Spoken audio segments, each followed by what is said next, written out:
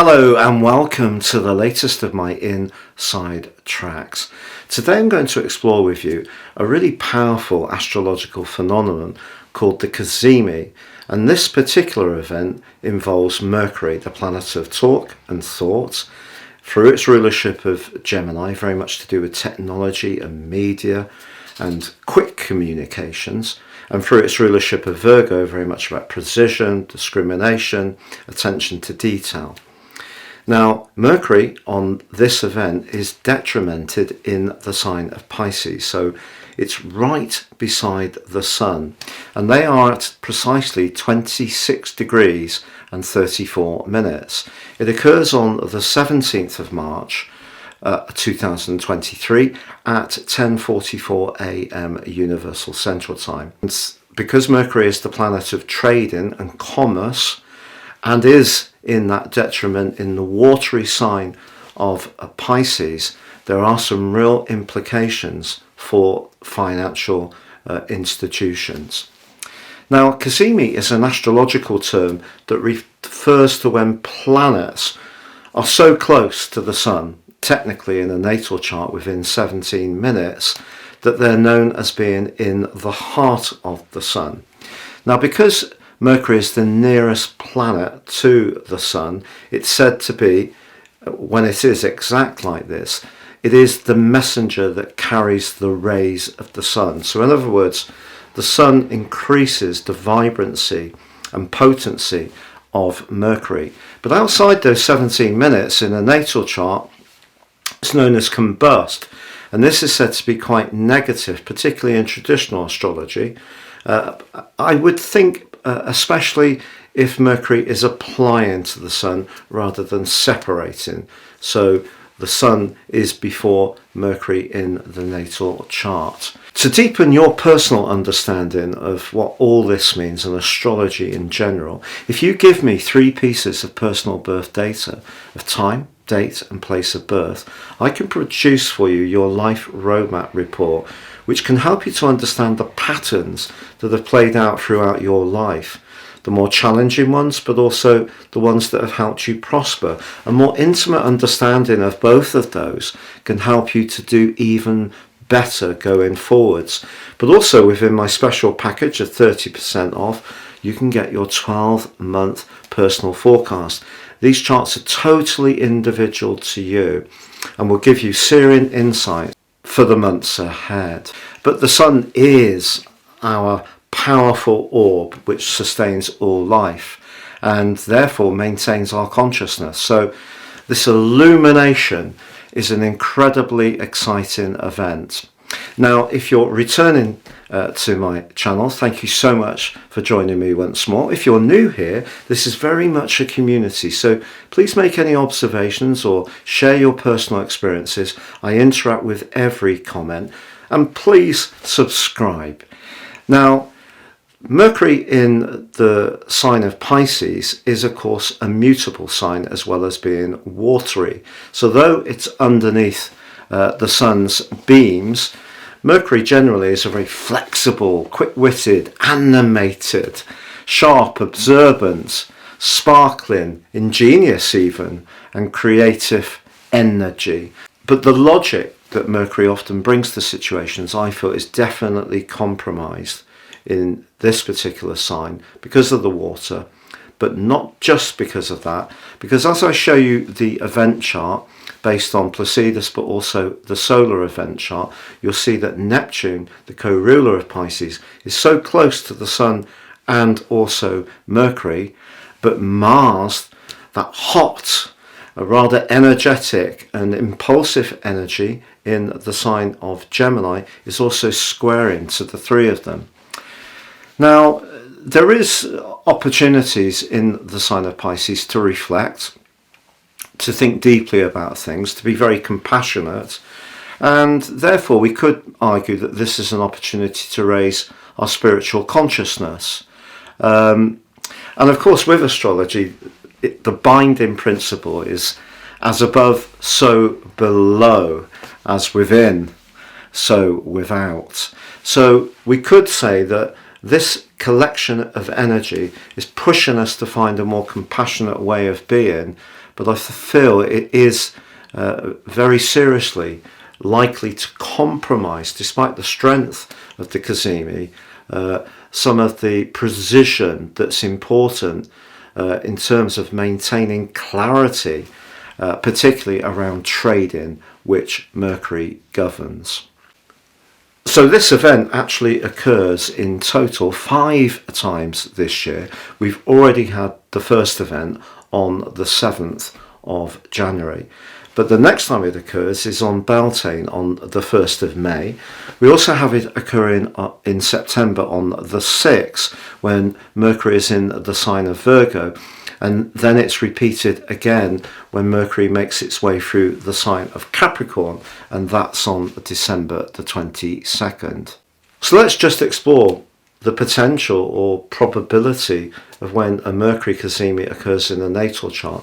To be honest, it's really quite rare, but I can tell and share with clients when I'm working one-to-one of when the event will occur in terms of their progressed astrology, and that can help people to therefore time a particular move, because it can create a real glow of ability to animate the ideas and brilliance that we have. Now, one notable celebrity who had Kazimi, the Mercury Cazimi Sun, although it wasn't exact, it was at 14 minutes, was Elizabeth Taylor, the British-born but American actress that had the big relationship with Richard Burton.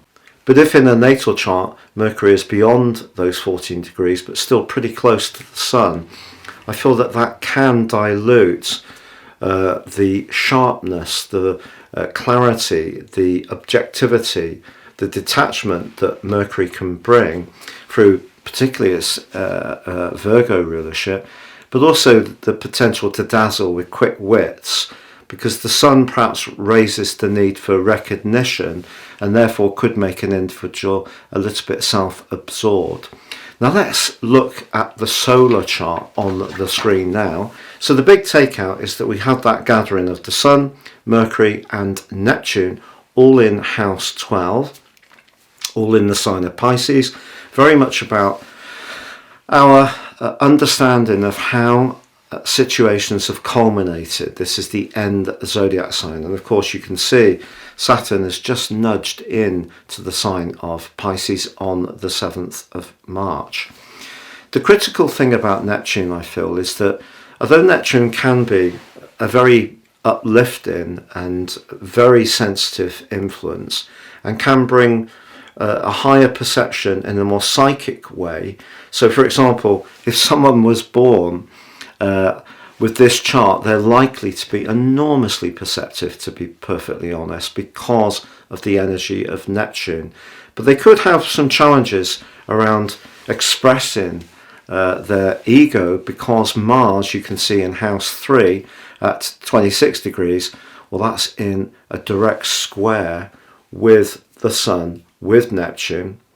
And obviously that peaked, that square between Mars and Neptune did peak this week, after being repeated, first of all through October, then November, then more recently. So right through to the start of next week, Mars and Neptune are still draining, or Mars is certainly having its energy robbed by the more dreamy, drifting, watery vibe of Neptune. So I feel that this particular event is not going to bring the clarity that a Kazimi normally would, because Mercury detrimented in the sign of Pisces. This is the trading planet, the commerce planet, and there are frustrations because Neptune is robbing Mercury of its ability to be really precise.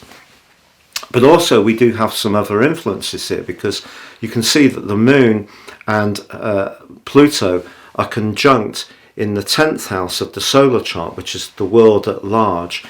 And obviously the Moon can be about our emotional well-being and our need for protection and safety, but it's detrimented itself in the sign of Capricorn. So although the Moon and Pluto actually link very well to this event in terms of the sextile, I feel because that combination of the Moon and Pluto together could be about the property market, certainly finance, and the 12th house, where all this energy is included now, Saturn, could be past events that have not been obvious, so the things that are a bit out of sight. And obviously Pluto itself can be very much to do with the underworld and also big money and big business. We've had a lot of deregulation that came in more recently after all the regulation came in after 2008, which obviously was to try and prevent any kind of contagion and things sliding into chaos.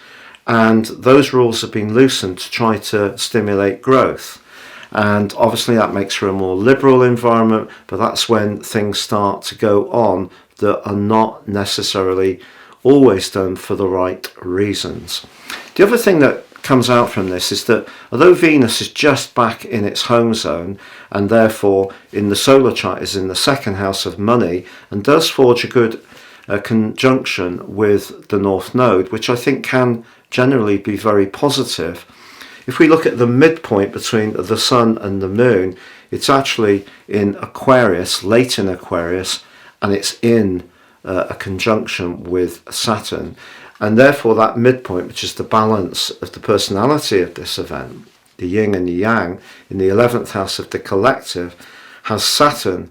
So I feel what we're Saturn applying to it, separated, I should say, from the exact point by a couple of degrees. But I feel that what we're getting is a kind of outcome for some of the excesses that go on in financial services, for sure. I thought that's an entirely possible situation. Now, in terms of the nativity, so we're looking at this event in a more technical sense. We have the ascendant in the sign of Cancer, and you can see that Mars therefore goes into the 12th house, but Mars can also be about desire, and that also points towards secrets coming into the open. And ironically, it's Neptune, Mercury and the Sun that are all in the 10th house, which is, you know, the more worldly global interaction. And we have that Saturn conjunction with the midpoint in house 9, which could be to do with international affairs, trading. And we have Pluto and the Moon conjunct in the 8th house, very much about big business, investments, shares, pensions, all the stuff that's going on. So Moon in detriment, Mercury in detriment, the Kazimi completely compromised by Neptune and also the square to Mars. We do have some pushback in terms of finance, in terms of Venus's link to Saturn, which is quite stable, so that could be helpful. And I think it's going to be by the end of the week when Mercury moves out of the sign of Pisces and moves into Aries that we will start to see how this is really going to shake out.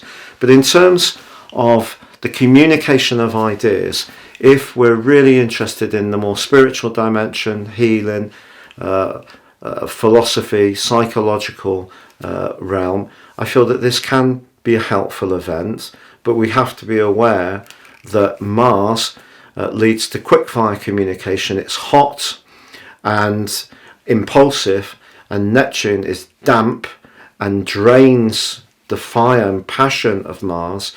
So the 12th, 10th, 8th house energies that are all going on here, Saturn in the 9th in terms of the technical chart, it does point towards some issues for us all collectively around the financial sphere. I don't think it's going to be as bad as 2008. It's interesting actually, because 14 years ago, in the last time that Jupiter and Chiron were conjunct, we had in 2008 the crunch. So this is being repeated 14 years after then. And why that's particularly significant in terms of Saturn, it means Saturn's pretty well back to opposite where it was when that happened. So remember that the structures of astrology very much go in 7.5-year cycles.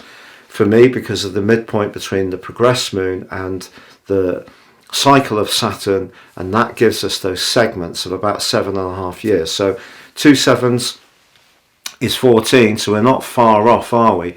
Having a relative example of how Saturn can work, but also Jupiter and Chiron particularly in the sign of Aries, which is very much to do with trying to be very positive. So Jupiter can try to heal Chiron by a determination to be positive.